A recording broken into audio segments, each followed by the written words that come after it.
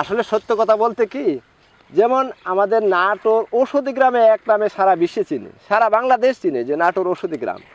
আর এই বর্তমানে এই রুজালা চাষ করে রুজালা নামেও আমাকে সবাই চিনে। রুজালা আমি চাষ করতেছি, রুজালা বাণিজ্যিকভাবে বিক্রি করতেছি এবং রুজালা চা খাচ্ছি। আমার মনে হয় যে আমার লাইফটা এখন রুজালার সাথে সম্পৃক্ত।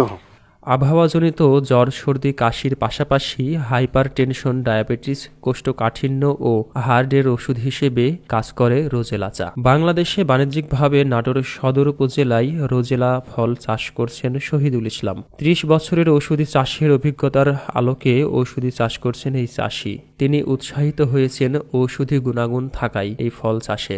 আমরা এখানে মোটামুটি 100-200 প্রজাতির ঔষধি চাষ করতাম। সে চাষের উপলব্ধি থেকে যে আমরা একটা চা করবো, যে এটা প্রচুর উপকারিতা। এই যে লাল ফলগুলো দেখছেন, এটা মূলত রুজেলা বা কেউ চুকাই বলেও ডাকে। যে এটাতে প্রতি পুষ্টিমান বিদ্যমান, সেটা হলো যেমন এটা ভিটামিন সি ভরপুর। এটা যদি খাওয়া যায় তাহলে দেখা গেছে যে চা আকারে যদি আমরা খাই তাহলে শরীরের রক্ত কোলেস্ট্রল, যাদের হাই প্রেশার এবং ডায়াবেটিস, রোগ প্রতিরোধ ক্ষমতা বাড়ায়। এবং এটাতে দেখা গেছে আপনার বিশেষ করে যে জ্বর, সর্দি, কাশ বিভিন্ন রোগের উপকার করে। সেই সুবাদেই আমি এই চাষের আগ্রহী হই এবং এটা বাজারজাত করার পরিকল্পনা নেই। এটা আমি এখন চাষ থেকে শুরু করে উৎপাদন করে প্রসেসিং করে আমি এখন চা আকারে বিক্রি করতেছি। যেহেতু এটা একটা ঔষধি গুণ, ঔষধি ফসল, সেই হিসাবে আপনি এটা যদি আপনি চাষ করেন তাহলে এটাতে কিন্তু আর্থিকও ভালো কারণ একটা গাছে প্রায় 2 থেকে 2.5 কেজি ফল হয়। আপনি খুচরা বাজারে যদি আপনার 50 টাকা কেজিও বিক্রি করেন তাহলে একটা গাছে আপনার 100 টাকা আসে। আর 1 বিঘা জমিতে প্রায় 1600 গাছ এটাতে 1 বিঘা জমিতে রোপণ করা যায়। চাষ হিসাবে একটা লাভজনক। 2018 সালে 2 কাঠা জমিতে পরীক্ষামূলকভাবে রোজেলা চাষ শুরু করেন শহীদুল ইসলাম। বাবা ছেলে 2 জন এখন ঔষধি চাষেই জীবিকা নির্বাহ করছেন। আমার এই মাঠে দেখেন বিভিন্ন চাষ, ঔষধি চাষের পাশাপাশি আমরা ধান, রসুন, অন্যান্য ফসল চাষ করি। এই চাষের আওতায় আমরা এটাও চাষ করতে পারি। আর এটা একটু লাভজনক, যেহেতু ঔষধি প্রোডাক্ট, যেহেতু ওষুধ আমরা পরনির্ভরশীল বেশি, যে আমরা আসলে ঔষধি ভেষজ ঔষধিভাবে কীভাবে আমরা সহজভাবে আমরা এটা নিয়ে আসতে পারি, সেই সুবাদে আমি এটা চাষ করতেছি। আর এটা যদি চাষ করে অন্য চা আমরা খাই, আর সেই চায়ে কিন্তু প্রচুর মানুষে আসক্ত, সেই হিসাবে এই চাটাকে আমরা ঢুকাই দেওয়ার আমার চিন্তা ভাবনা করতেছি। আমি এই যে ফল কিন্তু একবারে আসে না সব, যেহেতু ফলগুলা এই যে দেখেন কড়ি আছে, বড় আছে, তারপরে পরিপুক্ত বলতে গেলে এইগুলো আমরা পরিপুক্ত বলি। হ্যাঁ, এই দেখেন এটার কালারে, এই পরিপুক্ত হওয়ার পরে এটা আমি এখন নিয়ে এটাকে আমি ভিতর থেকে যে বীজটা একটা যন্ত্র আছে, বীজটা দিয়ে বীজগুলা ফেলাই দেব। বীজগুলা ফেলাই দেওয়ার পরে ওইটারে আবার প্রসেসিং করে ডায়েরে শুকাইয়া তারপরে প্যাকেটজাত করে বাজারে বিক্রি। রোজেলা চা সারা বছর সবার কাছে সরবরাহ করার জন্য সঠিক নিয়মে প্রক্রিয়াজাত করে প্যাকেটে সংরক্ষণ করেন শহীদুল ইসলাম। চাহিদা অনুযায়ী ক্রেতাদের নিকট সরবরাহ করেন প্রতিটা 50 গ্রামের প্যাকেটে। রোজালা জমি থেকে সংগ্রহ করে নিয়ে আসলাম, সংগ্রহ করে এটা আমি এই যে একটা যন্ত্র আছে, এই যন্ত্র দিয়া এই বিচিগুলা ফেলাই দেব। এই বিচিগুলা ফেলাই দিয়া তারপরে এটা আবার একটু বয়লার করব। বয়লার করে এই যে ট্রে দেখতেছেন, এই ট্রে আমি ডায়ারে শুকায়া তারপরে একটা নির্দিষ্ট তাপমাত্রা শুকায়া তারপরে আমি এটা বাজারজাত প্যাকেটিং প্রসেসিং করব।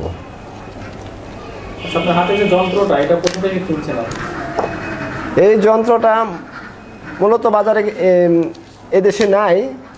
আমি একটা ভিডিও দেখলাম, যেটা হলো এটা কিন্তু চীনে এক জাতীয় যন্ত্র আছে এই প্রসেসের যন্ত্রটা দেখে তখন আমি এটা নিজে অভিজ্ঞতায় এটা আমি তৈরি করে নিয়েছি, লেদে তৈরি করে নিয়ে এটা এখন আমার পুরোপুরি কাজ চলতেছে ইনশাল্লাহ। এটা কিন্তু আমি বয়লিং করে নিয়ে আসার পরে আমি এটা আবার কিছু পানির এটা নেটের মধ্যে রাখা পানি ঝরানোর কাজটা করছি রোদ্রের মধ্যে। তারপরে এখন আমি এটা ডায়ারে রাখবো। ডায়রা রাখার হলো যে এমনি যদি আমি রোদ্রে দেই তাও শুকাবে, কিন্তু রোদ্রে যখন দিব বিভিন্ন ময়লা বিভিন্ন জীবাণু ঢুকতে পারে, সেই ক্ষেত্রে আমি এটা ডায়ারে দিই। ডায়ারে যখন দেব তখন এটা একটা নির্দিষ্ট তাপমাত্রা, অর্থাৎ যেহেতু এটা ওষুধি গুণাগুণ আছে, সেখানে আমি নির্দিষ্ট একটা তাপমাত্রায় এটা শুকাই।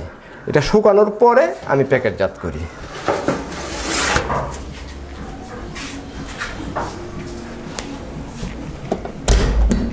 এছাড়া রোজেলার তাজা ফল সরাসরি গরম পানিতে দিয়ে চা তৈরি করেও পান করা যায়। রোজেলার চা ছাড়াও জ্যাম জেলি তৈরির উপাদান হিসেবেও পরিচিত।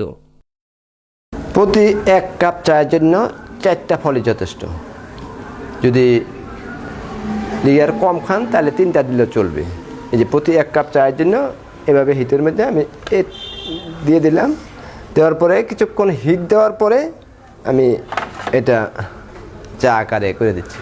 এটা চায়ের তৃপ্তিটাও আসে, আবার এটার যে গুণাগুণ, চায়ে তো এত গুণাগুণ নাই, কারণ এটা খাইলে আপনার যে গুণাগুণগুলো পাওয়া যাচ্ছে, জ্বর সর্দি কাশ, তারপর যাদের রক্ত কোলেস্ট্রল বেশি, যারা ডায়াবেটিসে ভুগতেছেন, যাদের প্রেশার বেশি, রোগ প্রতিরোধ ক্ষমতা বাড়ায়, এইসব বিবেচনায় কিন্তু এই চাটা উত্তম।